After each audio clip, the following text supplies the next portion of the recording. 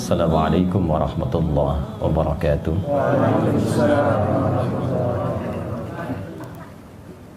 Alhamdulillahilladzi ikhtara al-Islam dina thumma istafa Muhammadan sallallahu alaihi wasallam syamsan lidinihi wa rasyida fa asbaha takwinuhu dinan syamsudina wa rasyida fa salawatullahi alaihi wa salamuhu tam wa ala alihi wa sahbihi wa dhurriyyatihi wa ummatihi ila yaumiddin wa ba'd.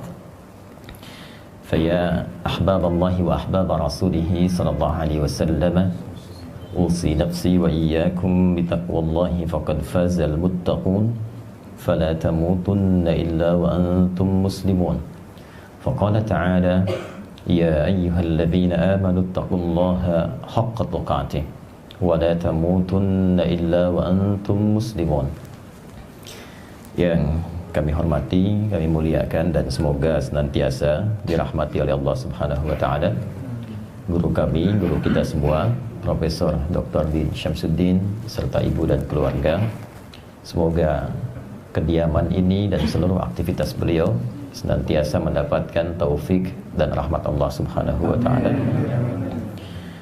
Guru kami, guru kita semua, Profesor Riyaz Rashid, semoga senantiasa diberikan kesehatan, kekuatan, dan kemampuan terbaik dalam memberikan pencerahan dan bimbingan pada kita semua. Hadirin sekalian, dan saya harus juga mengkhususkan pada qari kita, Mas Mustafa, yang tadi telah membacakan dua surah terpisah, surah ke-59 Al-Hasyr ayat ke-18 dan Quran surah ke-16 An-Nahl ayat 97. Intinya adalah kita diberikan pendahuluan untuk senantiasa memetakan dan mengevaluasi kehidupan kita, apakah sudah memiliki bekal terbaik sampai dengan kita kembali kepada Allah Subhanahu wa taala. Setidaknya sampai malam ini sebagai persiapan pulang menuju Allah Subhanahu wa taala. Karena ghad pada lafaz itu wal tanzur nafsu ma qaddamat li ghad, itu maksudnya adalah hari kiamat, sampai kembali kepada Allah. Kata nafas itu diksi yang dipilih langsung oleh Allah dalam firman-Nya di Al-Quran untuk menggambarkan kondisi roh yang sudah memiliki amal. Jadi roh itu saat masuk ke dalam tubuh kita usia 4 bulan. Quran surah ke-15 ayat ke-28 sampai 29. Wa idh qala rabbuka lil malaikati inni khaliqun bashara min salsalin min hama'in masnun fa idza sawaituhu wa nafakhtu fihi min ruhi. Jadi roh itu masuk, ditiupkan, itu berbentuk roh. Ya, belum ada amal. Nanti menyatu dengan bagian tubuh secara fisikal. Prosesnya berlangsung nanti dalam hadis Nabi riwayat Abdullah bin Mas'ud radhiyallahu taala anhu yang dikutip oleh Al-Imam An-Nawawi dalam Al-Arba'innya dari 42 hadis, di hadis yang keempat. Ya, Nabi Abdurrahman Abdullah bin Mas'ud radhiyallahu taala anhu qala ya qala Rasulullah sallallahu alaihi wasallam wa huwa shadiqul masduq inna ahadakum yujma'u fi batni ummihi 40 yawman nutfah thumma yakunu mithla dhalika 'alaqah thumma yakunu mithla dhalika mudghah thumma yursalu ilayhi al-malak fayanfukhu fihi ar-ruh. Ada proses yang terjadi dalam proses kelahiran setiap hamba Allah. Setiap kita akan berproses dulu di rahim ibundanya. 40 hari pertama itu proses nanti antara spermatozoa dan ovum. 40 hari kedua berbentuk alaqah, zigot yang boleh menempel di dinding rahim. 40 hari ketiga berbentuk mudghah. 120 hari, usia 4 bulan, diutus malaikat untuk meniupkan roh dengan izin Allah. Nah, nanti terjadi dialog ya untuk persaksian kita, syahadat pertama di dalam kandungan. Itu ada di Quran surah ke-7 Al-A'raf di ayat ke-172. Wa idz akhadha rabbuka min bani adama min zuhurihim dzurriyyatahum wa ashhadahum, jelas kalimatnya, wa ashhadahum ala anfusihim alastu bi rabbikum qalu bala syahidna. Nah, jadi rohnya masuk. Roh saat nanti menyatu dengan fisik, maka mulai membimbing fisik kita nanti untuk beraktivitas. Nah, segala aktivitas yang dikerjakan oleh fisik itu yang disebut dengan amal. Maka amal itu nanti yang dibawa pulang oleh roh. Ketika roh sudah mendapati amal, berubah namanya menjadi nafas. Dan nafas itu yang pulang. Jadi antara masuk dengan pulang itu beda. Masuk belum ada amal, keluar ada amal. Karena itulah panggilannya saat dipanggil roh itu pulang, itu menggunakan nafas, bukan roh lagi. Quran surah ketiga Ali Imran ayat 185. Kullu nafsin dha'iqatul maut, bukan kullu rohin. Kullu nafs. Nah, nanti yang ditugaskan malakul maut. Quran surah ke-32 ayat yang ke-11. Qul yatawaffakum malakul mautil ladzi wukkila bikum. Nah, kalau amalnya bagus, amal bagus itu amal yang baik yang dinilai langsung oleh Allah sebagai kebaikan. Setiap kebaikan yang disepakati dibenarkan oleh Allah disebut saleh namanya. Maka disebutlah dari sini amal saleh. Orang yang banyak amal salehnya akan memberikan ketenangan kepada jiwanya. Karena itu hal pertama yang dihasilkan dari seseorang ketika beramal saleh itu ketenangan jiwa. Itu dulu. Kalau kita sholat kan tenang ya. Baca Quran tenang, ya kan? Berdoa tenang. Jadi semua bentuk amal soleh itu dampak awalnya menghasilkan ketenangan. Semua jenis amal soleh di Quran disebut dengan zikir. Salat itu zikir. Quran surah ke-20 Taha ayat ke-14. Wa aqimis salata lidzikri. Baca Quran itu zikir. Quran surah ke-15 ayat 9. Inna nahnu nazzalna dzikra wa inna lahu lahafizun. Berdoa itu zikir. Makanya kan kalau punya persoalan, ya alih-alih bikin status yang tidak jelas di media sosial itu, ya, yang tidak mengentaskan persoalan, lebih enak berdoa kan? Nah, bukankah saat berdoa itu seketika ada ketenangan ya? Nah, karena itu doa disebut dengan zikir. Quran surah ke-7 Al-A'raf ayat 205. Wadhkur rabbaka fi nafsika tadarruan wa khifatan wa dunal jahri minal qaul. Kita pasca salat ya, assalamualaikum warahmatullahi, assalamualaikum warahmatullahi. Zikir kan? Nah, zikir itu kan ketika diucapkan memberikan ketenangan pada jiwa kan? Itu Quran surah ke-4 ayat 103. Fa idza qadaitumus sholata, maka jika telah Anda tuntas mengerjakan salat untuk menambah ketenangan itu fadhkurullaha, segera berzikir. Apa fungsi zikir? Quran surah ke-13 ayat ke-28. Ala bidzikrillahi tatma'innul qulub. Itma'anna yatma'innu. Sifatnya disebut dengan tumanina. Karena itu dalam zikir ada tumanina. Bukankah dalam salat ada tumanina? Ya, maksudnya kalau kita ruku, kata Nabi, hatta tatma'inna raki'ah. Jangan langsung bangkit. Dan jangan langsung baca doa. Tenangkan dulu. Rapikan dulu, biarkan darah mengalir dengan nyaman. Jadi baca doa itu dalam ketenangan. Nah, karena itu sholatnya dinikmati. Ya, itulah tuma'ninah dalam sholat. Tuma'ninah dalam doa. Jiwa kalau terbiasa tuma'ninah, maka nafas itu akan memiliki tuma'ninah. Nafas yang punya tuma'ninah, maka disifati dengan mutmainnah namanya. Nah, itu yang pulang. Makanya ketika kita pulang, panggilannya nafas mutmainnah. Quran surah ke-89 Al-Fajr ayat 27 sampai 30. Ya ayyatuhan nafsul mutmainnah irji'i ila rabbiki radiyatan mardiyah fadkhuli fi ibadi wadkhuli. Nah, tadi ayat pertama yang dibaca itu mengingatkan apakah sampai kita duduk di kediaman ini, sampai detik ini sudah merasa mutmainnah belum? Jangan-jangan sampai malam ini belum ada ketenangan itu. Sehingga ketika dipanggil pulang atau diingatkan pun masih belum siap atau gelisah. Sederhana pertanyaannya, kalau ayat itu didengarkan pakai iman, kira-kira sederhananya begini. Hei, kalau malam ini meninggal, sudah siap belum? Ya? Nah, jiwa-jiwa yang terbiasa beramal soleh, kapanpun dipanggil itu nyaman saja. Mau malam ini, mau nanti, mau besok, tenang saja dia. Nah, karena itu jika memang belum mendapati itu, maka disusulkan tadi di An-Nahl ayat 97. Perbaiki imannya, baik lelaki ataupun perempuan. Man amila, siapa yang mengerjakan amalan salihah, perbuatan yang baik, min dzakarin au untha wa huwa mu'min.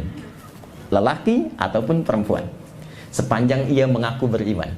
Jadi iman itu akan mendorong pelakunya pasti berbuat baik. Ingat, itu persamaannya. Jadi kalau mengaku beriman pasti berbuat baik. Maka apa yang terjadi? Kata Allah, kalau Anda memutuskan merubah diri sejak detik ini, mengambil bacaan Quran tadi, maka Allah akan merubah sisa kehidupannya lebih terukur, lebih baik, lebih punya bekal dibandingkan hari-hari sebelumnya yang telah dilalui. Itulah falanuhyiyannahu hayatan thayyibah. Jadi hayatan thayyibah itu mencakup banyak hal. Rizkinya lebih berkualitas dibanding sebelumnya. Memang sebelumnya mungkin kelihatan dapat banyak, tapi berkah tidak. Apakah rezeki itu mendekatkan kita kepada Allah? Ada kualitas dalam rezeki itu, atau jangan-jangan bertambah tapi maksiatnya pun nambah juga. Ya. Nah, coba dicek, apakah pakaian yang sudah dikenakan sekarang sudah banyak digunakan untuk ibadah? Jangan-jangan nambah koleksi pakaian yang sudah ada pun belum pernah dipakai sholat. Itu sepedanya tuh yang pernah dipakai dari subuh, ya, mulai olahraga berangkat, sudah pernah dipakai ke masjid belum? Itu dihisab. Sepeda belum pernah dipakai ibadah sudah minta motor. Motor belum pernah dipakai ke taklim sudah minta mobil, ya. Nah, itu sudah mendapatkan kebaikan belum di situ? Karena itulah kalimat thayyib ketika disebutkan pertama dalam Al-Quran itu bersanding dengan kata halal, dibuka dengan huruf ya, dikuatkan dengan ayyuha, lalu objeknya menggunakan nas. Itu di Quran surah kedua Al-Baqarah ayat 168. Ya ayyuhan nasu, ya disebutkan sebanyak 361 kali dalam Al-Quran untuk memanggil semua objek dengan semua jarak, baik dekat, menengah, ataupun jauh. Ayyuha disebutkan 150 kali dalam Al-Quran. Ayyunya berfungsi menguatkan munada, haknya menegaskan, mengingatkan tanbih. Jadi ketika Allah mengatakan, hei semua manusia, dimanapun engkau merasa berada, merasa dekat, menengah, atau jauh dari aku ingatkan ya, aku tegaskan ya, selama berkehidupan, silahkan bertebaran di bumi. Jadi apapun. Kulu mimma fil ardi. Silahkan. Mencari penghidupan. Minimal kan kita katakan mencari sesuap nasi ya. Walaupun yang dicari kan kendaraan juga, rumah juga. Kan? Silahkan bertebar. Silahkan. Tapi halalan thayyiban. Apa itu halal? Halal itu yang tidak ada problem di dalam pandangan Allah Subhanahu wa taala. Kalau itu bisa kita hasilkan, maka semua kegiatan kita itu berubah namanya menjadi hasanah. Hasanah. Hasanah itu setiap perbuatan baik yang punya nilai di sisi Allah. Ya, bukan hanya sholat. Ya, sholat itu disebut hasanah. Quran surah ke-11 ayat 114. Aqimis sholata tarafain nahar wa zulafan minal lail innal hasanat. Jadi setiap kita sholat, kalau diniatkan karena Allah, ada poinnya. Ya, tapi bukan hanya ibadah ritual. Merawat anak, ya, kemudian saling menyayangi suami istri, meniatkan pekerjaan karena Allah itu punya nilai.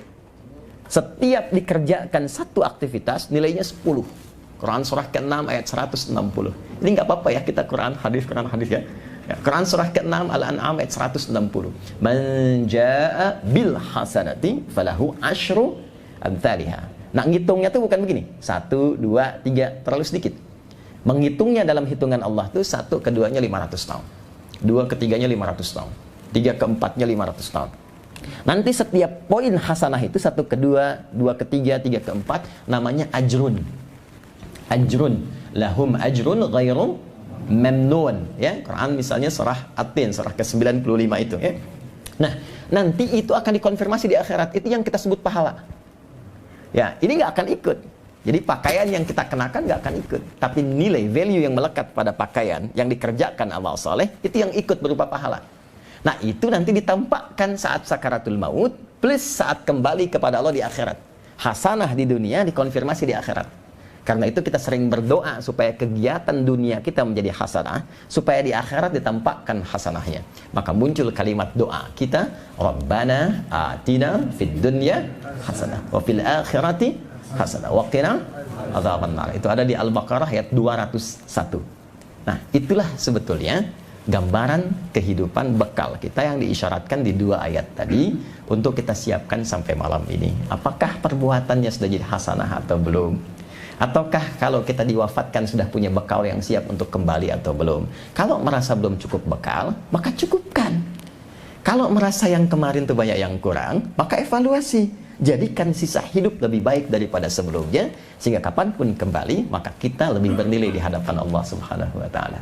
Nah, itu mukaddimahnya dari apa yang dibacakan tadi. Kita belum mulai ya materi. Kalau saya tadi diminta Bang Din tadi terangkan itu dulu. Peci ini bagian dari pengamalan wa amma bi ni'mati rabbika hadits. Jadi saya tuh kalau Allah anugerahkan sesuatu lewat hamba manapun, izin Bang Din, jadi langsung saya kenakan.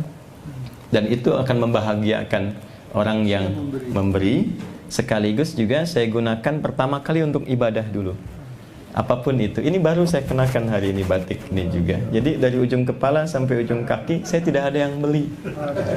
Ini juga Allah kasih lewat hamba yang lain, sama jam tangan sampai ujung kaki. Ya, alhamdulillah, kan cuma dipakai sementara. Ya, masuk kuburan kan udah nggak dipakai lagi ya. Ganti jadi kain kafan nggak ada kantongnya. Semua cukup. Nah, jadi itu kisahnya. Alhamdulillah, mudah-mudahan pernah digunakan untuk sujud, pernah digunakan untuk ta'lim. Jadi saya punya alasan ketika dihisab pertama kali, dari mana didapatkan, kemana digunakan. Maka saya punya kebahagiaan di hadapan Allah, pertama kali digunakan hadir di majlis pengajian Ranting Pondok Labu. Baik, kira-kira itu mukaddimah yang bisa kita sampaikan. Alhamdulillah, malam ini tema kita hidup baru pasca pandemi, lebih kepada bagaimana Al-Quran dan Sunnah atau Islam memberikan tuntunan menjalani kehidupan, khususnya ketika diuji dengan pandemi, entah statusnya sudah dicabut atau belum secara formal, yang penting tuntunannya seperti apa. Dan menariknya, biasanya saya kalau mengisi pengajian jarang saya membuat materi tertulis, sekalipun itu bentuknya pointer-pointer, biasanya saya tuliskan di papan tulis. Tapi qadar Allah, hari ini entah kenapa sebelum berangkat saya pengen ngetik sesuatu. Jadi saya tuliskan pointernya itu, urut dari awal sampai akhir. Rupanya mungkin ini yang beliau tadi minta akan inspirasi untuk Roma. Jadi saya sudah ketikkan 3 halaman nih Prof. Ya, bisa insya Allah ini ada 10 nanti yang saya kopikan. Ini poin-poin yang semuanya dari Quran dan hadis semua. Baik, kita efektifkan malam hari ini pertemuan dan diskusi kita. Saya senang menyebutnya dengan diskusi untuk malam hari ini, supaya setiap kita bisa memberikan masukan dan pencerahan yang melengkapi satu dengan yang lainnya. Baik, saya ingin memulai dengan penjabaran tentang iman dan akidah dulu, karena ini pokoknya, khususnya bagi kita setiap muslim.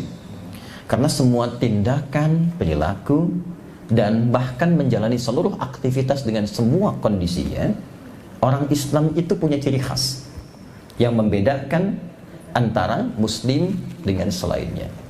Ciri khasnya itu semua tindakan dan semua aktivitasnya di semua keadaan yang dihadapi itu semua bersumber dari imannya. Dan dari iman itulah nanti akan muncul ya satu pancaran-pancaran yang membimbing kita dalam berkegiatan di setiap situasi yang bahkan menariknya nanti Nabi akan tunjukkan dan kita akan lihat. Pertama, kita mulai dengan pendekatan definisi akidah dan iman terlebih dahulu, supaya kita cek malam hari ini itu ada nggak dalam diri kita, terbimbing tidak gitu ya. Baik, pertama akidah. Iman dengan akidah itu sering disamakan untuk menuju pada definisi yang sama, yaitu keyakinan tanpa ragu. Kalau disebutkan akidah, itu asalnya dari kata aqada. Aqada itu ikatan yang kuat, yang sulit untuk dilepaskan, dijaga supaya nggak lepas, itu aqada namanya. Jadi Quran banyak ya, seperti nanti ditemukan di An-Nisa misalnya, kan, walikullin ja'alna mawaliya mimma tarakal walidani wal aqrabun, kemudian walladzina aqadat aymanukum. Ya, kalau sudah berjanji maka terikat dengan janji itu, jaga jangan sampai diingkari. Kalau punya komitmen, komitmen pun disebut dengan akidah. Aqdun jamaknya uqud. Quran surah kelima ayat 1, ya ayyuhalladzina amanu aufu bil uqud. Orang-orang beriman itu pasti menepati janji karena terikatnya dengan komitmen ya. Nikah itu disebut dengan akad. Ya, perjanjiannya akad nikah. Kenapa disebut dengan akad? Kalau sudah berakad, jaga komitmen itu dengan kuat. Ya, komitmen yang sudah dibangun, melindungi, menyayangi, mengayomi, ya, selain nafkah dan sebagainya, jaga dengan kuat, jangan sampai kemudian terlepas atau bertentangan dengan apa yang telah disampaikan. Kalau menjadi sifat, ya, yang melekat kuat, yang sulit dilepaskan, maka berubah nanti menjadi kata benda, dari aqadah menjadi aqidah. Iman itu disifati dengan aqidah. Seakan-akan memberi kesan kepada kita, kalau sudah beriman, ikat dalam jiwa. Jangan sampai lepas. Ikat di sini. Ya, tanamkan dalam jiwa kita, jangan sampai lepas. Itu yang dimaksudkan Quran surah ketiga Al-Imran ayat 102. Dan selalu diingatkan oleh Nabi, umumnya saat pengajian, bahkan nanti menjadi wasiat utama di khutbah Jumat. Ya ayyuhalladzina amanu taqullaha haqqa tuqatih wa la tamutunna illa wa antum muslimun. Nah, kalau iman itu sudah ada di sini, lekat ke dalam jiwa kita, ya melekat kuat, nanti dia akan punya ciri khas. Namanya karakter spiritual, karakter iman. Cara mengujinya begini, pertama kali, kalau kita ingin menguji ada iman nggak dalam diri kita, nanti ukuran pertamanya Quran surah ke-8 Al-Anfal di ayat yang kedua. Innamal mu'minuna. Ya, kalau sudah ada kata innama berarti spesial. Yang lain nggak ada. Adatul hasri namanya. Dicukupkan pada ini saja, yang lain nggak boleh. Yang lain nggak ada, yang lain tak punya. Nah, contoh begini. Kalau zakat itu dikeluarkan pada berapa golongan? 8 ya? Oke. Boleh nggak di luar 8 itu? Baik, nggak boleh ya? Nggak boleh. Kenapa nggak boleh? Karena ayatnya dibuka dengan innama. Adatul hasr, dibatasi di golongan itu saja. Quran surah ke-9 ayat 60. Innamas shadaqatu lil fuqara wal masakin, dan seterusnya ayat. Cara menerjemahkannya, zakat itu hanya boleh dikeluarkan pada 8 golongan berikut. Di luar ini nggak boleh, nanti ada skema yang lain. Iman pun itu dibuka dengan innama. Kata Allah, innamal mu'minuna. Orang beriman itu punya ciri khusus, dan yang punya yang beriman saja. Jadi kalau belum punya iman, nggak akan bisa terkonfirmasi ciri ini. Apa itu? Ya alladzina. Alladzina disebutkan 1080 kali dalam Al-Quran. Itu konjungsi isim mausul, tapi cakupannya luas, tanpa batas. Nah, seakan Allah itu memberikan satu kesempatan terbuka untuk semua hambanya. Semua hamba itu boleh silahkan terbuka untuk beriman. Ya, laki-laki, perempuan, tua, muda, besar, kecil, dengan berbagai status sosial yang berbeda-beda, tidak dibedakan oleh Allah, silahkan. Semua diberi kesempatan. Jadi kalau ada yang tidak beriman, bukan Allah yang salah, manusianya yang memilih untuk tidak beriman. Jelas ya? Baik, innamal mu'minuna alladzina. Perhatikan cirinya. Kalau sudah diambil dan melekat dalam diri, itu diikat dalam jiwa, maka idza dzukirallahu wajilat qulubuhum. Ciri pertamanya, bila disebutkan nama Allah, ada konfirmasi sinyal karakter spiritual di hatinya, ada getaran. Itu konfirmasinya. Karena itu setiap hari untuk dicek, Allah sebutkan, diperdengarkan namanya 5 kali dalam sehari, di setiap pergantian waktu dalam sehari. Subuh disebutkan, ganti siang, zuhur disebutkan, masuk sore, asar disebutkan, maghrib, menjelang malam disebutkan, isya sebelum tidur disebutkan lagi. Untuk mengonfirmasi masih ada nggak imannya itu, ya, maka diperdengarkan di telinga kita. Telinga bahasa Arabnya udhun, jamaknya adzan. Bukankah dalam adzan kalimat pertama yang disebutkan Allah, Allahu Akbar, Allahu Akbar. Makanya kalau sudah ada iman, itu ada konfirmasi, ada getaran tuh, ada karakter spiritual. Allahu Akbar, Allahu Akbar. Pernah nggak merasakan sudah adzan? Ada pernah begitu?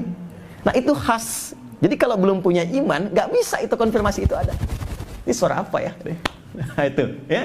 Wah, ini bising nih, tawanya kekencengan ya. Nah, itu dipertanyakan ya. Nah, ini kalau belum punya iman wajar, tak usah marah. Kalau belum punya iman, kalau mengaku beriman, ada babnya di Quran ada. Yang justru menyoal, nanti ada babnya lagi. Ya, menunjukkan imannya dalam persoalan. Perlu kita bantu supaya persoalannya tuntas. Nah, jadi ini poinnya. Nanti kalau sudah ada konfirmasi, itu disebut dengan karakter spiritual. Nah, dia akan menjadi cahaya yang menuntun semua bagian tubuh kita bersikap dan bertindak. Kalau dia masuk ke dalam akal kita, maka dia akan memberikan cahaya berwujud karakter intelektual. Jangan salah, orang beriman itu kalau benar imannya dan dilatih sinyalnya kuat, dia akan membimbing akalnya sehingga menguat intelektualitasnya dan menjadi dia manusia yang pintar dengan akalnya. Itu nanti konsepsinya ada di Quran surah kedua, di surah Al-Baqarah di akhir ayat 282, ya, wattaqullaha wa yu'allimukumullah. Anda tingkatkan takwamu kepada Allah. Takwa itu pancaran iman. Karena itu setiap ada kalimat takwa, ada kalimat iman. Dzalikal kitabu la raiba fi hudal lil muttaqin. Siapa muttaqin? Ayat 3-nya. Alladzina yu'minuna bil ghaib. Iman dulu. Kita puasa di Ramadan dibuka dengan iman. Ya ayyuhalladzina amanu kutiba alaikumus siyam. Ditutup dengan kalimat la'allakum tattaqun. Jadi wattaqullah, sepanjang Anda menguatkan iman dengan meningkatkan takwa, kata Allah, saya berikan pancaran bimbingan dari iman itu masuk ke dalam otakmu, ke akalmu, dibimbing engkau untuk mudah mencerna segala hal. Dan nanti itu akan ditinggikan di Quran surah ke-58 ayat 11. Yarfa'illahu alladhina amanu minkum walladhina utul ilma darajat. Makanya, maaf, orang beriman tuh pasti pintar. Tidak ada yang tidak pintar. Dan kalau kita mau riset, jujur meriset, silahkan cek. Orang-orang hebat di masa lalu, entah itu fokusnya dalam bidang agama, syariat, Al-Imam Syafi'i, Al-Imam Ahmad bin Hanbal, sebelumnya Imam Malik, Imam Abu Hanifah, apalagi ke sahabat, itu rata-rata mereka memulai dengan meningkatkan ketaatan ritual dulu, aspeknya spiritual. Ya, atau Al-Kindi, Al-Farabi, Al-Ghazali, Ibn Sina, ya, siapa lagi misalnya yang lain, Al-Khawarizmi, semua kalau kita lihat biografinya, mereka memulai dengan imannya dulu. Rata-rata di usia dini sudah hafal Quran. Dan izin Prof, saya mendapatkan riset itu orang Maghrib, Maroko yang tinggal lama di London, di Inggris, meriset ternyata orang yang menghafal Quran dengan benar itu disimpulkan bisa meningkatkan kecerdasannya 3 kali lipat dari manusia biasa. Karena dari dini dia sudah melatih dirinya dengan lebih dari 52.000 kosakata. Terus, sehingga mudah mencerna dan menerima yang lain. Makanya ulama besar kita yang menemukan kimia Jabir bin Hayyan, yang menemukan prototipe pesawat terbang misalnya Ibnu Firnas, itu rata-rata hafal Quran di usia dini, 9-10 tahun. Ya. Lalu melatih sholatnya, setelah itu ilmu apapun cepat. Itulah karakter intelektual. Ya, dan saya sarankan saat sekarang kalau ada anak, cucu misalnya, sekarang eranya era Quran Pak, Bu. Eranya era Quran. Jadi kalau kita mulai dari pendekatan itu, tapi iman ya babnya ya. Iman itu harus yakin, jangan ragu. Jadi kalau ada ragunya nggak akan dapat itu. Nah, kemudian dilanjutkan dengan cepat. Iman itu pun nanti kalau ditembuskan ke bagian tubuh kita secara fisikal, maka akan membimbing seluruh aktivitas kita sehingga melahirkan apa yang disebut dengan karakter moral. Itu yang disebut dengan akhlak namanya. Dari karakter moral ini muncul karakter kinerja. Diatur. Jadi orang beriman tuh begini, dari ujung kepala sampai ujung kaki tidak pernah dia bertindak kecuali dibimbing oleh cahaya imannya. Jadi kalau kita riset ayat-ayat Quran yang berbicara tentang fungsi tubuh kita, hampir setiap menyebutkan fungsi tubuh itu selalu dimulai dengan imannya terlebih dulu, baru fungsinya. Contoh saya tanya, Bu, Ibu, apa fungsi mata? Melihat, baik. Kalau cuma melihat, kambing pun melihat. Elang melihat. Mata elang lebih tajam daripada kita kan? Elang di atas tuh lihat anak ayam kelihatan. Kita udah naik, anak sendiri nggak tampak ya. Baik. Tapi ingat, mata elang setajam-tajamnya tidak dihisab, mata kita dihisab. Dan kita ini saat tercipta, ingat, kita ini makhluk mulia, melebihi kemuliaan jin bahkan malaikat, apalagi hewan. Karena makhluk mulia, maka Allah menjaga kehormatan semua bagian tubuh kita untuk selalu berada di jalur yang mulia. Itu nanti ada di Quran surah ke-17 ayat ke-70. Walaqad karramna bani Adam. Pakai lam dan qad. Lamnya, ingat, litaukid, qadnya litahqiq. Lamnya menguatkan, qadnya menjamin. Kata Allah, hei, aku tegaskan ya, semua manusia aku cipta bukan hanya fisiknya, aku lekatkan pada fungsi fisik itu semua harus mulia. Makanya muncul hukum haram. Haram itu dari kata hormat. Kenapa muncul hukum haram? Untuk menjaga kehormatan manusia supaya tidak merendahkan dirinya di hadapan Allah yang seharusnya bersikap mulia. Maka turunlah Quran surah Cahaya misal, Quran surah ke-24 ayat 30 untuk laki-laki, ayat 31 untuk perempuan. Ini baru mata. Baru mata. Qul. Itu perintahnya tuh. Qul lil mu'minina, Muhammad SAW firalkan. Saya sekarang senang menerjemahkan dengan viralkan dibandingkan katakan, karena sekarang musimnya viral ya. Nah, kalau sudah viral, like, share, and komen ya, subscribe. Di subscribe ke TV-mu. Kullil mu'minina Muhammad, viralkan kepada semua pria-pria yang merasa beriman. Perhatikan, imannya dulu, baru yaghuddu min absarihim. Imannya akan membimbing fungsi pandangan di matanya untuk melihat yang baik saja. Gitu. Jadi ada fungsi iman. Jadi iman itu memberikan karakter moral menjadi akhlak, tembus ke karakter kinerja di pandangan kita. Ini cukup dengan beriman, tidak akan mungkin melihat yang salah. Tak akan mungkin melihat maksiat. Karena ketika yang dilihat itu tidak dibenarkan oleh imannya, iman kan dibimbing Tuhan, dibimbing Allah. Tidak dibenarkan oleh Allah, maka seketika akan dipalingkan. Maka mustahil bisa korupsi. Mustahil bisa menipu, mustahil bisa mencuri. Melihat yang tak baik saja sudah nggak bisa. Ini. Nanti turun ke lisan juga imannya dulu sebelum lisannya. Nanti pindah ke Quran surah 49 tuh, ayat 11 sampai 12. Ya ayyuhalladzina amanu, hai semua pemilik iman. Imannya dulu. La yashar qaumin qaum. Lisanmu tidak akan pernah digunakan untuk mencela orang lain. La yaghtab ba'dukum ba'dha, enggak akan bikin hoax. Jadi kalau iman itu sudah ada, lisan itu pasti baik. Kata Nabi, man kana yu'minu billahi wal yaumil akhir falyakul khairan aw liyasmut. Ya, siapa yang merasa beriman pada Allah dan hari akhir dan yakin akan dihisab, lisannya pasti akan dituturkan pada yang baik. Itu dari ujung kepala ke mata, turun ke lisan, ya sampai ke ujung kaki. Makanya ketika dia melihat sesuatu yang tak baik, itu bisa kompak lisan dan mata tuh bersamaan. Anda pengen lihat ceramah di YouTube, tapi yang muncul gambar yang tak bagus, iklan yang aneh gitu kan. Nah, itu seketika nggak usah diminta lagi, berpaling begini. Dan lisannya cepat. Quran surah ketiga ayat 133, wasari'u ila maghfirah, ada istighfar tuh, astagfirullah. Ya. Dan itu nggak ada yang terlambat, nggak ada lisannya istighfar, matanya nggak berpaling, astagfirullah, gitu. Nggak bagus, itu nggak ada, cepat itu.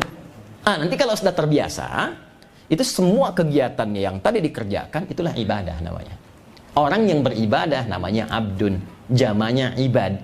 Nanti kalau sudah jadi ibad, dipuji oleh Allah sampai langkah kakinya. Turunlah surah Al-Furqan itu. Wa ibadur rahmanil ladzina yamshuna 'alal ardi hauna wa idza khatabahumul jahiluna qalu salama. Jadi idealnya insan beriman itu pasti setiap pikiran, setiap pemikirannya, setiap rasanya, tindakannya semua akan terkontrol oleh imannya sehingga pasti menjadi baik. Nah, untuk menjadi baik ini, maka Nabi ditugaskan oleh Allah. Ini poinnya. Ditugaskan oleh Allah untuk menerangkan bagaimana melatih iman itu dan menjalani kehidupan dari yang paling sederhana sampai yang paling kompleks, menghadapinya seperti apa. Sehingga semua kegiatan itu dibimbing oleh iman, sekaligus melatih supaya sinyalnya kuat. Maka inilah yang menyebabkan setiap kegiatan kita, dari mulai bangun tidur sampai tidur lagi, pasti ada bimbingan imannya yang diformalkan melalui doa. Kalau Bapak Ibu mau cek dan jujur untuk membuktikan dan menguatkan keyakinan kita bahwa Islam ini benar, bukan rekayasa Nabi Muhammad, tapi langsung agama yang dibenarkan oleh Allah dan bisa kita komparasikan dengan keyakinan manapun yang ada di muka bumi. Hanya di Islam yang semua kegiatannya dari bangun tidur sampai tidur lagi pasti ditemukan doa di dalamnya. Dan setiap kegiatan doanya nggak sama, beda. Bangun tidur ada doanya? Halo, apa doanya? Alhamdulillahilladzi ahyana ba'dama amatana wa ilaihin. Bahkan dibimbing cara bangunnya. Anda buka Sunan Abu Daud nomor hadis 1367 dari Ibnu Abbas radhiyallahu taala anhuma. Ibnu Abbas itu anak kecil, dari kecil ya, usia 3-4 tahun ya, itu sangat cinta dengan Nabi karena ayahnya selalu mendekatkan di majlis Nabi. Singkatnya, satu saat ingin melihat cara bangun tidur malamnya Nabi dan sholat malamnya Nabi, maka menginaplah di rumah bibinya Sayyidah Maimunah, tidur di samping Nabi. Maka apa yang disampaikan beliau dikutip oleh Imam Abu Daud ya, As-Sijistani. Beliau namanya Sulaiman As-Sijistani. Cuman saking hafalnya banyak hadis sampai menyebut hadis itu lunak sekali lisannya. Ini sahih, ini dhaif, ini begini, sampai orang mengatakan begini. Kata Ibnu Qayyim Al-Jauziyah, kalau dulu ada Nabi Daud bisa melunakkan besi dengan tangannya, ini bisa melunakkan hadis dengan lisannya. Maka disebutlah Abu Daud. Ya. Oh. Nomor hadis 1367. Ya, paling kanan di pertengahan, agak ke pojok kiri sedikit tuh. Ya, ada 2 bab begini. Apa yang disampaikan kata beliau? Kana an-nabiyyu sallallahu alaihi wasallam idza istayqadha min nawmihi fajalasa. Thumma masaha bi yadihi min athari nawmihi. Ya, faqara'a khawatim surah Ali Imran. Adalah kebiasaan Nabi sallallahu alaihi wasallam kalau bangun dari tidur duduk terlebih dahulu. Lalu menghilangkan bekas kantuknya. Jadi hilangkan dulu ngantuknya, bukan langsung baca doa. Baru bangun, alhamdulillah begini-begini ya, bangun jam 3, sadar jam 5 kan. Hilangkan dulu ngantuknya ya, supaya kita membaca doa itu dengan penuh kesadaran ya, ada kenyamanan saat baca itu. Lalu baca ya 11 ayat terakhir surah Ali Imran. Itu nanti ada maknanya itu. Ada maknanya. Itu sudah bikin pintar sendiri tuh. Jadi ulul albab sendiri. Jadi kita itu baru bangun sudah disuruh pintar. Baru bangun tuh sudah diminta jadi orang pintar. Ya, dari ayat 190 sampai ayat 200. Baru kemudian nanti thumma dhahaba ila syunid mu'allaqah. Di riwayat lain di Al-Bukhari nomor hadis 181 dari Jundub bin Junadah dan Abu Dzar Al-Ghifari, Nabi membacakan doa alhamdulillahilladzi ahyana ba'dama amatana wa ilaihin nusyur. Itu bangun tidur, baru bangun. Ke toilet ada doanya enggak? Ada. Kakinya pun diatur, masuk apa? Kaki apa? Keluar apa? Ya kan? Kita berpakaian ada doanya, makan ada doanya. Setiap kegiatan itu ada pedomannya. Dan jangan hanya diartikan sebagai doa formalitas. Itu setiap lafadznya itu membimbing kita bagaimana berinteraksi dengan apa yang kita kerjakan itu. Ada maknanya. Kenapa pakai pakaian doanya begitu? Itu ada. Jadi kalau kita paham dengan isinya, kita dibimbing. Ini yang harus dikenakan ketika berpakaian. Pakaian begini yang harus dipakai. Seperti ini cara menggunakannya. Begini akan dihisabnya. Begini tampil yang modis yang baik itu. Ada semua bimbingan. Hanya umumnya orang sekarang, walaupun tidak semuanya, memosisikan itu hanya bacaan formal. Nah, tidak memahami isinya sebagai panduan berkehidupan. Karena itu paling minimal kata Nabi, kalau belum paham itu, minimal sertakan nama Allah, sehingga tidak hilang keberkahannya. Maka muncullah hadis kullu amrin dzibalin la yubda'u fihi bismillahirrahmanirrahim fahuwa abtar. Minimal ucapkan bismillahirrahmanirrahim. Apa kaitan dengan tema kita? Yang kecil aja diatur, apalagi yang kompleks. Gitu. Berikan penguatan kepada insan beriman di era Nabi. Nabi diberikan petunjuk oleh Allah. Ini yang akan dialami dalam berkehidupan. Ini pergantian masa itu akan begini. Bahkan ada kalanya Allah ingin menguatkan keyakinan insan beriman supaya nggak ada ragu sedikit pun dengan memberikan pencerahan satu kejadian yang akan terjadi di masa depan, kisi-kisinya diberikan. Seperti misalnya pembukaan kota Mekah yang dibuka dengan damai, nggak ada pertempuran. Turun surah An-Nasr. Ya idza jaa nasrullahi wal fath. Ya, itu kan turun sebelum terjadinya Fathu Mekah kan. Maka semua semakin semangat. Romawi ditaklukkan. Termasuk apa yang terjadi? Nabi pun memberikan tanabbu'at, berita-berita yang dibimbing oleh Allah. Nanti Mesir akan ditaklukkan. Ya, saya sih kalau nanti ada teman-teman di institusi pemerintahan atau di para politisi dan sebagainya, itu mesti belajar itu, yang muslim itu. Saya riset itu ada nanti bab-babnya sendiri itu. Itu kalau bisa dipelajari, diamalkan, itu Masya Allah. Jadi orang-orang yang paling bermartabat dan bermaslahat dimanapun dia ditempatkan itu. Ya, maka Nabi sampaikan kalau nanti Mesir ditaklukkan, maka hormati hak-hak rakyatnya, termasuk yang Qibti, yang non-Muslim di sini. Jangan sampai hilang rasa keadilan bagi mereka. Itu ada. Nabi menyampaikan jauh-jauh sebelum ya para sahabat bisa melakukan itu. Kata Nabi, Mesir akan ditaklukkan. Apalagi ini saya sudah sampaikan di catatan saya. Nanti bisa dilihat. Kata Nabi lagi, nanti Romawi dan Persia itu akan hancur imperiumnya, plus kekaisarannya, dan gak akan balik. Disampaikan oleh beliau. Lalu apa lagi? Umar nanti akan syahid.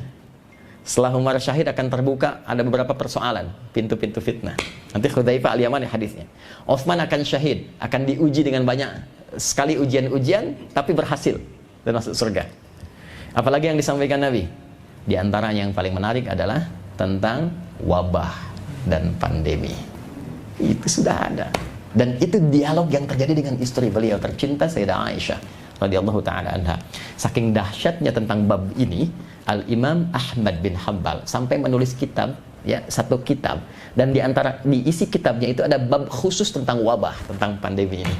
Ya, itu nama kitabnya Al-Fathur Rabbani fi Tartibil Musnad Ahmad Ibnu Hanbal Asy-Syaibani. Ya, itu lengkap sekali. Kalau terjadi wabah, ini yang harus dilakukan. Ya, kalau nanti ada terjadi di satu tempat, yang di dalam situ jangan keluar, yang di luar jangan masuk. Baru itu aja kan? Babnya banyak itu. Ya, saya waktu terjadi itu, Prof, izinnya kita intens sekali. Saya mendatangi dua pihak yang paling utama untuk berdiskusi. Pertama, sewaktu masih Jakarta masih epicentrum, dan saya riset itu karena kami cinta Quran dan hadis, dan saya sangat meyakini tanpa ragu saya. Itu kalau ada peristiwa begini, kalau ada peristiwa, oh ini pasti nih ada solusinya di Quran, ada di hadis. Nggak mungkin ada kejadian kalau Allah nggak tetapkan dan nggak ada solusi. Nah, maka kalau Allah tetapkan, solusinya harus dari Allah kan? Maka kita cari di Quran, cari di hadis. Maka yang saya datangi pertama kali karena epicentrumnya di Jakarta dulu, Pak Anies masih jadi gubernur.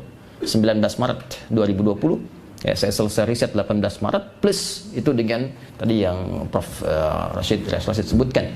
Ya, ada satu jenis dari Qastul Hindi itu, ada banyak jenis tuh ya, jangan salah konsumsi itu. Ya, karena ada beberapa jenis, ada yang bisa meningkatkan libido, itu hati-hati itu, minum banyak pengen nikah lagi.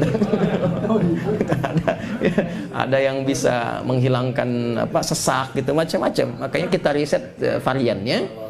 Baru kemudian nanti itu disesuaikan dosisnya dan nanti jadi solusi tersendiri. 19 Maret itu saya ke Balai Kota.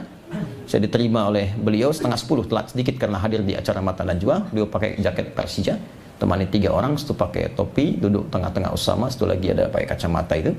Saya sampaikan dengan bagannya semua. Ini pandemi di Quran gini, ya hadis seperti ini. Apapun jenisnya, apapun jenis wabahnya. Ya, ini kemungkinannya. Ada kemungkinan salah dari konsumsi makanan, ada kemungkinan salah dari perilaku, ada kemungkinan rekayasa. Kalau ada rekayasa, nasabnya ke sini nih. Tuh. Itu sebelum yang Bosman Wardigu macam-macam tuh bikin video itu, itu kita sudah sampaikan itu. Ya, sampai kekinian kan ramai kan? Ya, secara tinjauan politik begini, tinjauan ekonomi begini dan sebagainya. Lalu saya sampaikan solusinya apa? Ini yang konsep yang kemudian dikenal dengan lockdown. Ya, ini konsepnya ini yang diutarakan oleh Nabi begini. Lalu ada yang masih ingat social distancing, physical distancing, itu sudah ada. Itu pemikirannya siapa? Ya, Amr bin As. Hadisnya ada, ini saya cantumkan di sini. Sudah ada, tenang, nanti teman-teman bisa dibagi itu. Ya, ada semua. Ini konsepsinya begini, perdebatannya begini, diskusinya seperti ini. Dan yang paling menarik, apa yang terjadi setelah itu? Dan yang paling dahsyat lagi, ini yang paling dahsyat. Di suasana apa wabah itu muncul? Di suasana apa? Karena Nabi pun memberikan gambaran perkembangan generasi manusia itu nanti akan terjadi begini sampai berakhir kehidupan. Akhir kehidupan itu yang disebut dengan kiamat. Dan ada tanda-tandanya. Ada pertengahannya, ada gerbang pembukanya, ada kejadiannya sampai nanti puncaknya, sampai nanti berakhir kehidupan. Nah, kalau terjadi pandemi seperti wabah dan sebagainya, nanti ada juga kejadian menyertai itu. Di fase mana kita ada? Contoh, Nabi menyampaikan sallallahu alaihi wasallam. Ini hadisnya sahih di Al-Bukhari. Satu kali nanti akan terjadi kerumitan dalam menemukan kebenaran dan kesalahan. Sehingga yang kebenaran sulit diungkap, bukan nggak tahu itu benar. Tahu, orang tahu itu benar, tapi sulit diungkap. Dan orang tahu itu salah, tapi rasanya kesulitan menetapkan itu sebagai sebuah kesalahan. Dan yang paling dahsyat, salah bisa benar, benar bisa salah. Padahal orang tahu itu mana yang benar, mana yang salah. Terjadi nggak? Halo? Dengan nama ta'aqubul khairi wasyarri. Saya sebutkan di sini, nanti ada hadisnya. Ya. Dan apalagi munculnya orang-orang aneh, ya, dan dai-dai palsu. Ya, orang aneh itu begini, orang yang tidak punya kompetensi di bidang agama, tapi bicara masalah agama. Ada banyak ya. Baik. Jadi semua berfatwa gitu. Yang kan nggak boleh mau praktek tuh nggak boleh harusnya kan? Dokter mata ngobatin mata kan? Nggak boleh ngobatin jantung ya. Nah, ini saya kadang-kadang suka bingung Prof itu ya. Izin. Jadi kalau ekonom aja ini hak gitu. Ya, kalau masalah politik politisi itu. Tapi kalau masalah agama semua kasih fatwa gitu. Yang ekonom, yang ini, yang itu, semua bicara. Tapi yang dahsyat itu di hadis Muslim nanti. Hadis nomor 11 bab muqaddimah sampai dengan 12 Nabi menyampaikan sallallahu alaihi wasallam, ya hadis sayati ya zamanun, di riwayat lain unasun, akan tiba satu masa sekelompok orang yuhadditsunakum, hati-hati, akan memberikan kepada kalian materi-materi atau beretorika atau menyampaikan apapun, tapi kalimatnya bima lam tasma'uhu wa la yasma'unahu aba'ukum, yang akan membuat kalian kaget. Ya, jangankan kalian, orang dulu pun yang dengar itu bisa ikutan kaget juga. Jadi Abu Jahal pun kalau dengar ikut kaget juga itu. Oke, saya tanya begini. Tapi menariknya begini, nanti di Quran kalau kita lihat ciri-cirinya, itu orang retorikanya cantik, kalimatnya menarik, logikanya bagus, sehingga seperti meyakinkan. Itu ada di Al-Baqarah ayat 204 nih. Wa minan nasi may yu'jibuka qawluhu fil hayatid dunya wa yashhadullaha 'ala ma fi qalbihi wa huwa aladul khisam. Kadang-kadang katanya kata-katanya menarik dan dia pakai dalil, dipotong-potong ayat tuh. Enggak disempurnakan. Dia potong sini, potong situ, seakan memberikan pencerahan padahal sifatnya merusak. Dan itu paling bahaya. Ya, paling bahaya kata Quran. Nah, pernah dengar ini enggak? Pernah dengar? Semua agama sama, menuju pada Tuhan yang sama. Cuman caranya beda-beda. Pernah dengar itu enggak? Itu kalau Abu Jahal dengar itu dulu, itu bisa kaget juga tuh. Ya, karena sejahiliyah-jahiliyahnya orang jahiliyah. Tuh, catat ya, sejahiliyah-jahiliyahnya orang jahiliyah, itu mereka tidak pernah terfikir itu konsepsi apa yang disampaikan tadi. Ya, jadi saat kalah Abu Jahal. Kalah. Jadi Saat rombongan orang-orang delegasi Quraisy itu yang belum beriman, saya selalu katakan belum beriman sehingga punya harapan ya saudara kita itu bisa beriman ya. Datang kepada Nabi, ya malam-malam mengatakan begini, Muhammad SAW, kita nggak usah berselisih lah, nggak usah ribut ya. Sudah begini saja, kita damai, saling toleran aja. Nanti malam ini kami nyembah Tuhanmu, kan? Besok kamu nyembah Tuhan kita. Tapi lihat kalimatnya, kita memang beda. Tapi jangan sampai perbedaan ini membuat kita berselisih. Udah, malam ini kami nyembah Tuhanmu, besok kau nyembah Tuhan kita. Jadi jahiliyah pun masih menetapkan kita beda. Ya. Dan mengakui ada perbedaan dalam keyakinan. Makanya nanti turun ayat surah Al-Kafirun itu, ya. Al-Kafirun kuliah ayyuhal kafirun, viralkan kepada orang-orang yang masih menutup diri. Itu sopan kalimat Quran itu. Makanya Abu Jahal dan kawan-kawan itu nggak marah disebut kafir. Ya, nggak marah. Ya, kafir itu dari kata kafara. Orang Inggris menyerap dengan cover. Cover itu dari bahasa Arab. Sukar dari bahasa Arab, sugar. Gula tuh dari bahasa Arab.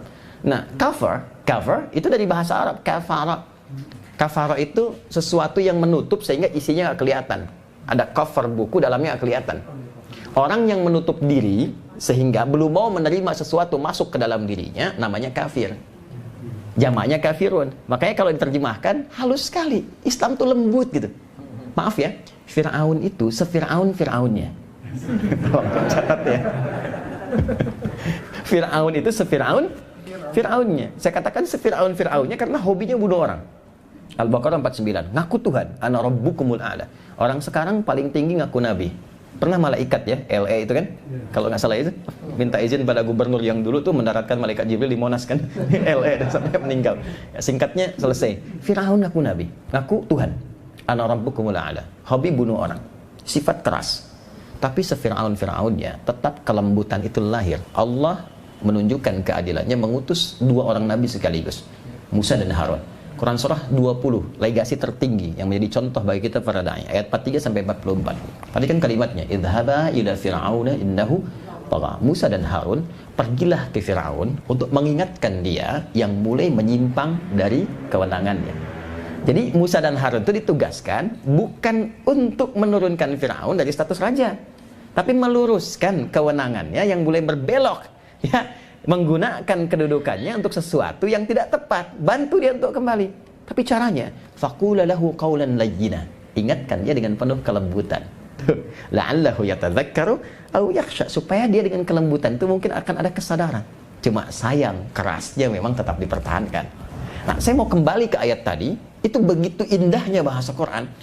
Katakan Muhammad pada orang-orang yang masih menutup diri dari apa yang kau sampaikan kepada mereka dan belum mau dengar. Ya kan? La a'budu ma ta'budun. Kalau ingin toleran dalam masalah akidah, ada toleransi tertinggi, namanya zero tolerance. Sampai ke ujung ayatnya, lakum dinukum. Udah gini aja, memang gak usah ribut. Cuma konsepnya jangan disalahgunakan. Kamu yang punya keyakinan, silahkan dengan keyakinanmu. Kami dengan keyakinan kami. Disitulah kita toleran, jangan saling masuk, jangan saling mencampuri.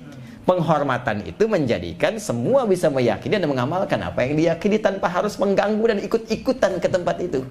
Jadi kalau adzan di masjid aja, sholawatan di masjid aja, jangan pindah ke tempat lain gitu. Ya. Dan tidak ada pengakuan di orang jahiliyah, semua agama sama. Tapi ingat ya, di situ tidak pernah disebutkan di ayat kapan kejadiannya dan siapa yang mengalami. Ada konsep dalam ilmu tafsir, kalau tidak disebutkan kapan kejadian, siapa yang mengalami, maka kejadian itu potensial terjadi lagi di masa depan dengan tokoh-tokoh yang berbeda. Ya, baik. Pernah ada orang sekarang menawarkan misalnya untuk konsep ya ngajak-ngajak untuk pindah agama, pernah ada? Ya kan, Car Free Day kan karnya yang free kan, tapi tawarannya kan banyak ya.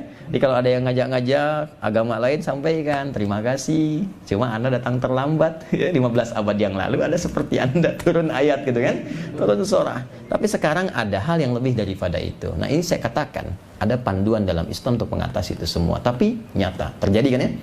Jadi situasi pandemi yang kita alami diiringi juga dengan kondisi-kondisi yang kita mesti waspada. Yang ketiga apa lagi? Yang ketiga, ditemukan situasi-situasi yang sangat unik ya. Kalau saya mau rincikan teman-teman sekalian, Bapak dan Ibu, jadi saya buat beberapa ini yang ini pada akhirnya kita akan dituntun bagaimana bersikap ya, akan dituntun bagaimana bersikap. Baik, ini saya ada rincikan dan semua hadisnya saya ambil dari hadis yang sahih semua. Jadi saya cukupkan misalnya kalaupun dari Abu Daud saya ambil yang sahihnya, saya Abu Daudnya. Tirmidzi saya ambil yang sahihnya. Baik, yang terakhir yang ingin saya tunjukkan, maaf, ada polarisasi dan perpecahan di kalangan umat Islam. Ada sekarang demikian? Ada. Jadi kalau saya tadi katakan, maaf, ada orang-orang yang mulai menyampaikan paparan pemikiran mulai menyimpang. Ada dai-dai yang berfatwa ngutip-ngutip ayat Al-Quran tapi tidak sesuai dengan petunjuk Quran dan hadisnya, hanya untuk mencari kepentingan duniawi. Ada mulai berbenturan satu dengan yang lainnya. Menariknya, bukankah ini yang dialami saat ini, bahkan dalam situasi pandemi? Nah, pertanyaannya, kalau kita mau khususkan bab pandemi, pandemi itu sudah pernah terjadi di masa lalu, tapi yang ini belum ada. Di masa Umar sudah ada wabah ta'un. Pandemi ada, sampai jadi endemi, sampai hilang. Tapi nggak ada perpecahan pada masa itu, belum ada. Nggak ada pemikiran seperti yang sekarang kita rasakan demikian. Tidak ada bab-bab yang tadi telah kita definisikan, telah kita jelaskan. Di situasi seperti ini, apa yang harus dilakukan? Panduannya bagaimana? Nah, ini mukaddimah yang kedua. Sebelum kita masuk pada isinya, saya punya kesempatan 10-15 menit untuk menerangkan, 15 menit untuk diskusi sebelum selesai jam 9.30 ya, karena beliau akan berangkat jam 10. Jadi jelas posisinya kita? Halo? Jelas ya? Nah, jadi saya mau katakan bahwa dalam Islam itu semua komplit. Semua ada. Tinggal basicnya iman.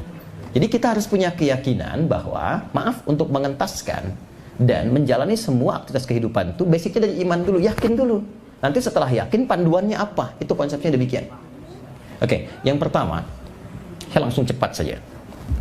Jika dialami satu wabah dan menjadi pandemi, maka bagaimana harus bersikap? Yang pertama, setiap insan beriman langsung diingatkan bahkan melalui doa Nabi SAW agar ketika pandemi terjadi itu senantiasa mengejar rahmat Allah. Ini yang pertama sebagai sikap imannya. Saya ulangi ya, mengejar rahmat Allah. Redaksi hadisnya rahmatan lil mu'minin.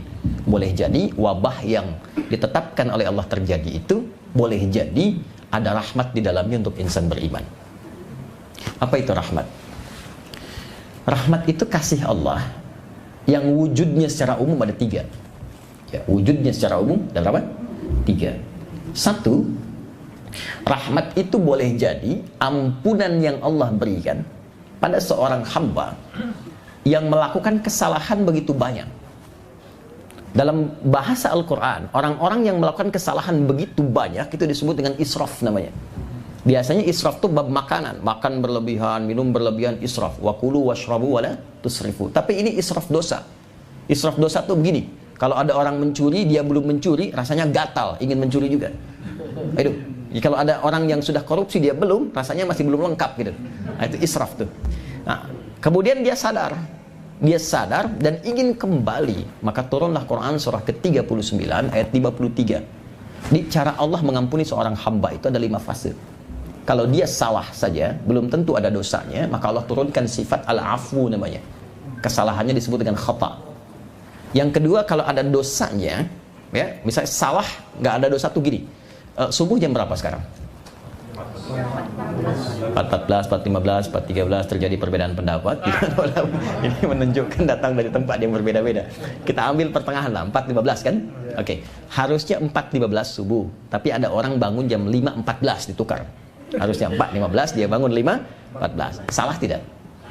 Dosa tidak? Belum tentu. Kalau dia terlampau lelah malamnya dan dia tidak niatkan untuk terlambat, dia tidak niatkan, cuma kadar Allah dia kesiangan.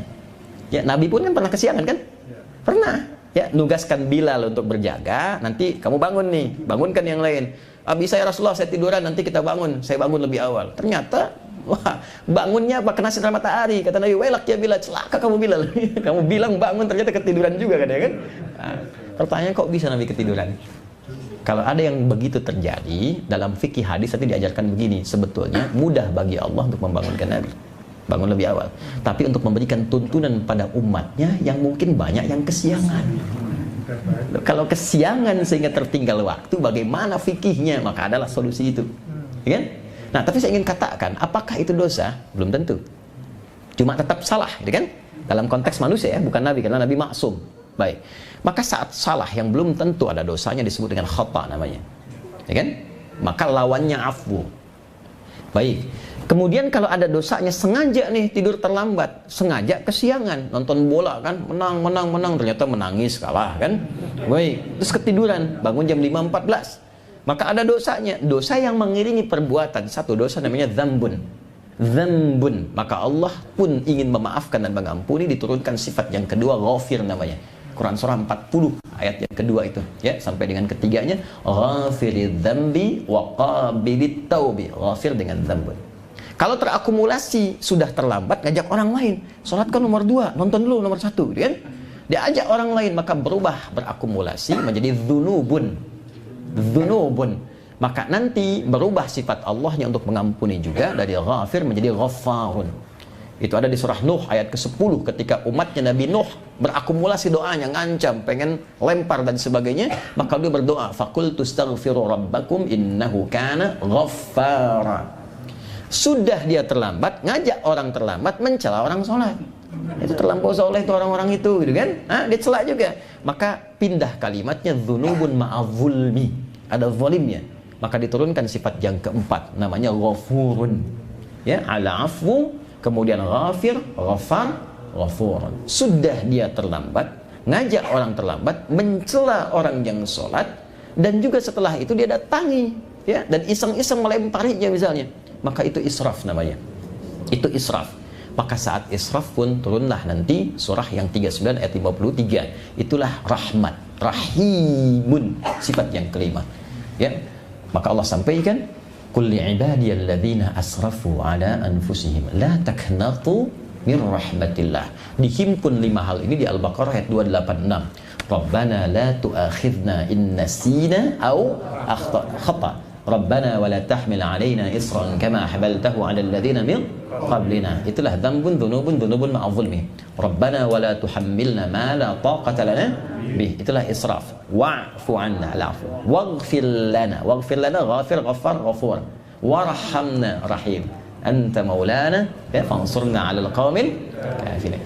Jadi kalau terjadi pandemi, termasuk setelah itu selesai, cari rahmat Allah, minta ampunan, karena tidak sedikit ujian yang terjadi, bahkan berupa wabah itu mungkin diawali oleh tindakan-tindakan yang tidak tepat dari manusianya.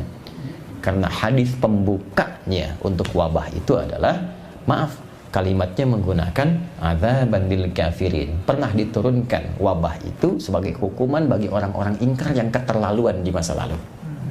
Jadi ada peristiwa-peristiwa tertentu yang sudah diingatkan susah, dilarang juga tetap dipertahankan, ya, sampai diingatkan dengan potensi-potensi keburukan yang terjadi tetap dilakukan. Biasanya cara mengingatkan yang terakhir yang Allah tunjukkan dengan menurunkan hukuman berupa adab. Contoh, maaf ya, orang-orang yang berbuat liwat, homoseksual, ya, dan sebagainya, itu biasanya kalau kita riset di Quran tuh hukuman-hukumannya kalau bukan likuifasi, langsung ditelan oleh bumi itu, boom gitu, ya, atau diturunkan nanti batu-batu dan sebagainya, menghujani mereka sampai meninggal keseluruhannya, ya kan? Nah, artinya apa? Artinya ada perbuatan buruk tertentu yang sebetulnya ini membahayakan bagi kehidupan kemanusiaan, membahayakan bagi generasi, dan nggak bisa diberitahu, nggak bisa diingatkan, bahkan dibentuk hukum di situ. Maka untuk mengingatkannya bahwa ini salah, diturunkanlah kemudian musibah. Ya, tapi musibah ini nanti ada yang menimpa orang yang salah saja, tapi ada musibah tertentu juga yang akan dialami bersamaan orang yang tinggal di situ, membersamai orang-orang salah itu. Ada di lingkungan itu. Itulah yang kalau ada maksiat tertentu dilakukan, kadang-kadang turun kemudian musibah, yang musibah itu bisa mengenai bahkan orang soleh yang ada di situ. Tapi adilnya Allah memberikan jawaban kepada Nabi, kalau itu dialami oleh orang beriman, terkena bagian musibahnya, maka itu menjadi rahmat dari Allah untuk menjadikannya syahid dalam pulangnya. Gitu. Karena meninggal itu ya, kalau nggak ada itu pun meninggal juga kalau ajalnya tiba. Tapi Allah menginginkan dia pulang syahid, dan dibedakan syahidnya dengan kematian yang nestapa dengan orang maksiat itu, untuk memberikan kesan, nih yang ini aku hinakan, yang ini aku muliakan. Jadi saat Allah turunkan ketetapan, bisa mengangkat hambanya yang satu dan menghancurkan atau merendahkan hambanya yang lain yang nekat berbuat maksiat. Jelas sampai di sini? Nah, maka bagi orang-orang yang berpulang dia syahid, tapi bagi kita yang masih hidup, apakah memang dalam konteks ada pandemi pun kita terkena? Tadi Prof kena, saya juga pernah kena ya, dalam riset itu saya kena. Riset, bagaimana kita bisa meriset dan tahu kalau itu efektif kalau kita nggak kena? Jadi saya orang pertama yang menggunakan itu sebelum ke orang lain gitu ya. Alhamdulillah gitu, sampai kita ngukur, saya tuh Pak ngajak teman-teman berwudu semua, timbang sendiri, bikin sendiri, import sendiri, lihat, dicek, alhamdulillah kami bikin 1 juta dan gratis kita bagikan semua. Bahkan saya datang ke beberapa institusi, saya katakan ini untuk negara kalau negara perlu, saya nggak butuh apapun, karena orang Islam tuh hadir memberi solusi, bukan mencari manfaat dari apa yang terjadi. Ini kami berikan, saya cuma minta satu, tolong sampaikan nanti di kemasannya kalau memang harus diberikan, disebarkan atau bahkan dipasarkan, referensinya dari hadis Nabi, itu aja. Saya nggak minta yang lain. Alhamdulillah semua risetnya dibawa tapi dijual orang-orang tertentu. Kita gratis sampai sekarang saya nggak pernah jualan ya. Kita bikin 1 juta itu Prof, beliau tahu ya. Kita ada yang kemas di Jogja, kita bikin sendiri, siap, kita kemas sendiri itu. Tapi renungannya adalah ya Allah, orang lain syahid. Bahkan nanti ada lagi hadis yang lain belum saya bacakan, ulama-ulama mulai wafat ya kan, kita bisa lihat ya, Terlutfi Fathullah, Profesor Khuzaimah Takhidayanggo kan, dan yang lain-lain juga sudah mulai pulang, itu syahid. Nah, saat orang-orang lain syahid, bahkan jangankan level ulama, orang-orang biasa bisa syahid gitu, terus kita bagaimana? Itu yang ditarik ke dalam diri kita sebelum menyoal yang lain. Ya Allah, saya masih hidup, apakah saya mendapatkan rahmat-Mu sementara di hadapan saya, di mata saya dan di telinga saya didengar, dilihat si fulan syahid, si fulan pulang dengan mulia, saya nanti bagaimana? Maka pandemi sekalipun belum dicabut statusnya mesti menyadarkan kita satu saat kita pulang. Maka mohonkan rahmat Allah, setidaknya jangan pulang membawa akumulasi dosa. Jelas? 2, rahmat tidak disebutkan dalam Quran, kecuali yang kedua juga menunjukkan aspek yang sangat luar biasa. Apa itu? Solusi dari setiap persoalan. Itu nanti strukturnya atau konstruksinya ada di Quran surah kedua Al-Baqarah ayat 155 sampai 157. Dan ini menarik karena nanti ini akan ditarik ke aspek duniawinya. Kalau yang tadi ke aspek ukhrawinya, spiritual, yang ini ke aspek duniawinya. Jadi boleh jadi sifat rahmat itu bukan hanya renungan spiritual, tapi juga akan menemukan sesuatu yang baru yang bermaslahat nanti secara duniawi. Dan itulah yang nanti akan menjadikan rasa syukur kita kepada Allah, yang menambah rasa syukur. Ya Allah berfirman, "Wala nabluwannakum bisyai'im minal khaufi wal ju'i wa naqsin minal amwali wal anfusi wath thamarat wa basyyiris sabirin." Ya, setiap yang hidup aku pasti uji dengan aneka ragam ujian kehidupan. Perhatikan cara menerjemahkannya. Untuk meningkatkan kualitas hidupmu, bukan untuk memberikan beban dalam hidupmu. Jadi kalau sedang diuji dengan masalah itu desainnya meningkatkan kualitas hidup, bukan untuk memberikan beban. Ingat ya? Ingat itu. Nah, nanti ada ayat yang lain turunannya. Nanti kalau lain kali kita ngaji lagi, kita bisa bahas tentang rahasia di balik ujian. Nanti ada skema ayat yang lainnya. Tapi poinnya adalah jangan posisikan masalah ya sebagai beban. Justru itu ujian. Setiap ujian tuh desainnya meningkatkan kualitas kehidupan. Anak-anak kita di SD kalau nggak lewat ujian nggak akan naik SMP kan? Ya, desainnya begitu. Ini nggak ada yang diuji kecuali meningkatkan kualitas hidupnya. Apa jenisnya? Kata Allah, minal khauf, gelisah. Ya, wal ju', lapar. Ini udah gelisah, udah lapar. Ya. Wa naqsi minal amwal, ada kekurangan harta. Wal anfus, ada yang sakit sampai meninggal, apapun penyebabnya. Maaf, wat thamarat, ini tolong highlight ya yang ini ya, karena saya sering dapati terjemahan yang saya agak kurang cocok dengan itu. Di situ disebutkan dan buah-buahan. Kan? Kalau cuma buah-buahan orang nanti kesannya Allah kurang adil, yang diuji cuma tukang buah gitu kan? Tukang sayur enggak ya. Itu bacanya pakai kinayah itu di ilmu balaghah. Ya, maksudnya begini. Buah itu kan tumbuh dari benih, ditanam, dirawat sampai jadi buah. Mau dipetik, mau panen besok diambil orang. Anda ikut tender, Anda yang berhasil, proyeknya diambil orang. Itulah thamarat. Ada yang begitu? Wa basyiris sabirin. Berikan kabar gembira pada orang sabar. Siapa orang sabar itu? Saya sempurnakan dulu. Alladzina idza asabathum musibah qalu inna lillahi wa inna ilaihi.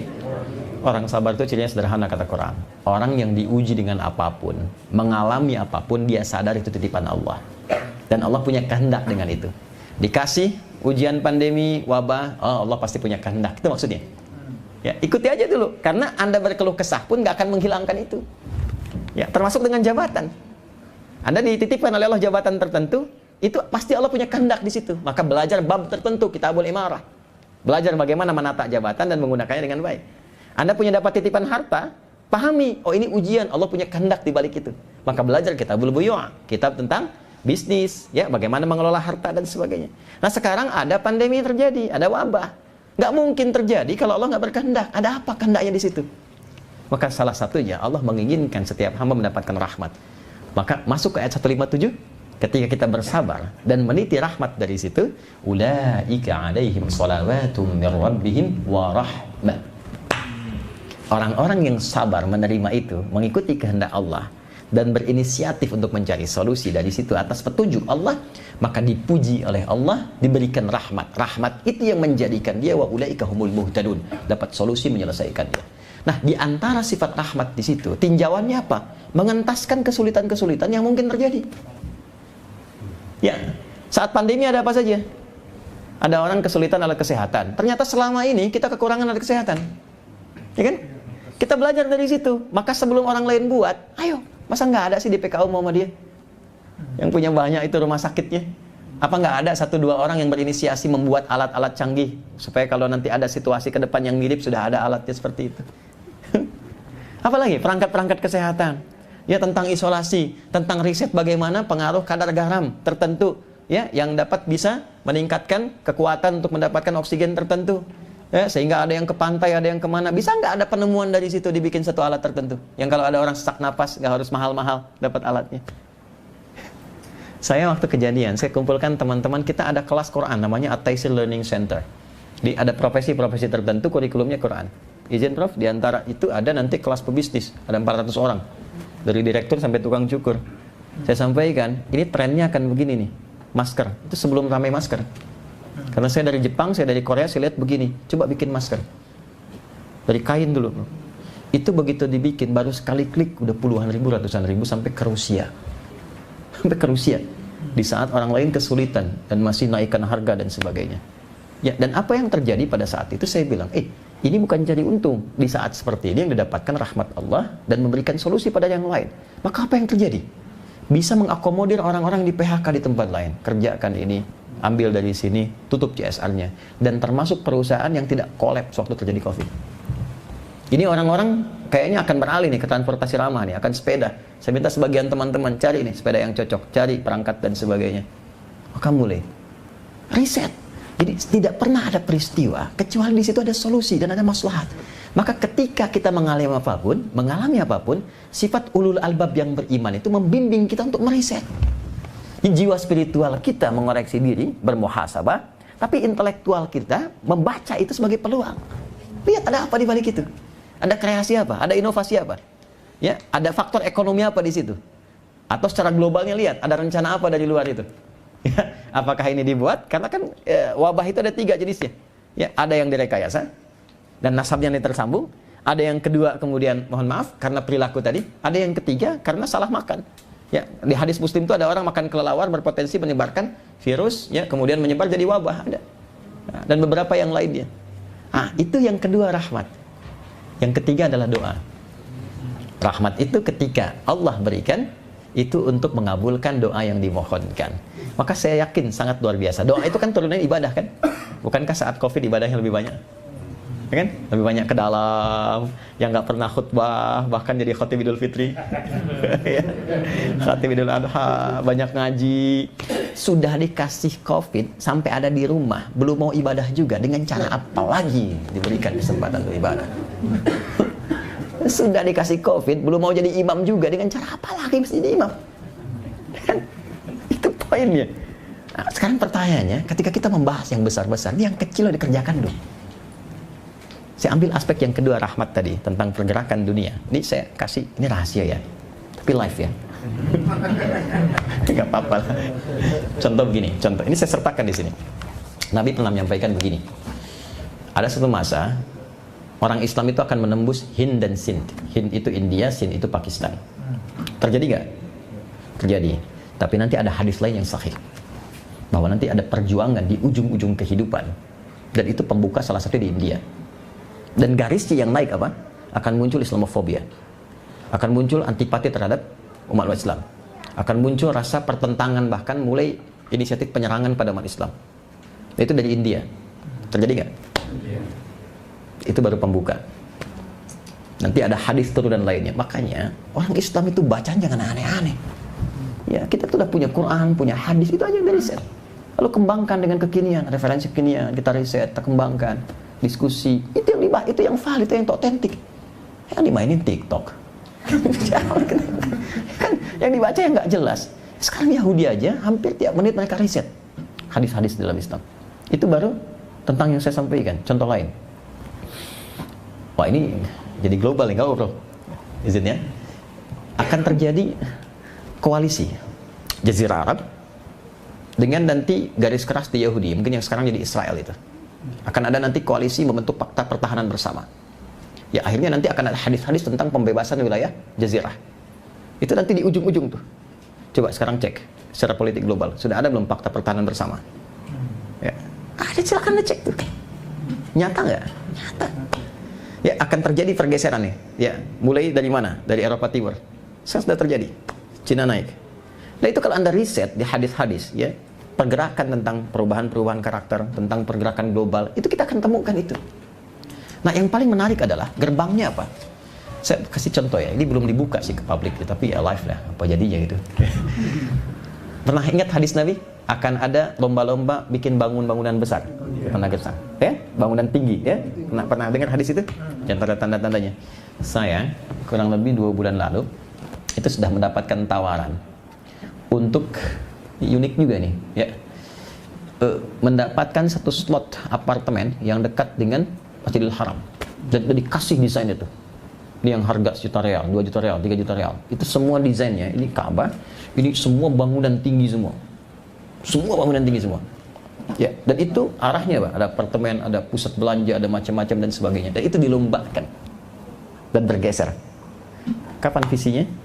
Itu nanti sampai ke 2030. Yaitu wilayah baru Saudi. Belum nanti Dubai naik, belum ini naik, belum itu naik. Dan wilayah udah padang pasir akan mulai berubah. Nah, itu sudah mulai. Udah mulai. Dan membersamai situasi ini. Jadi harus cerdas kita melihat. Dengan segala aspek yang Allah titipkan kepada kita, profesinya apa, dudukan, diskusikan. Ya, skala besarnya itu, Muslim di Indonesia, bagaimana meresponnya? Dalam konteks kehidupan berbangsa bernegara, bagaimana negara ini merespon? Bangsa ini merespon? Karena kalau kita tidak mulai bersiap, akan tertinggal. Dan jauh nanti tertinggal persaingan dari aspek global. Itu bahayanya. Ya. Dan yang paling menarik adalah saya tutup di hadis yang terakhir di sini. Setiap 100 tahun akan terjadi perubahan-perubahan. Dan 100 tahun ini ada yang menafsirkan umum, ada yang menafsirkan khusus. Khusus itu maksudnya dalam skala tempatnya. Oke. Nah, menariknya Indonesia merdeka tahun berapa? 1945. 100 tahunnya tahun berapa? 2045. Punya visi apa di 2045? Karena fitrahnya saya tutup, ketika terjadi suasana-suasana yang tidak ideal, misal seperti pertentangan tadi,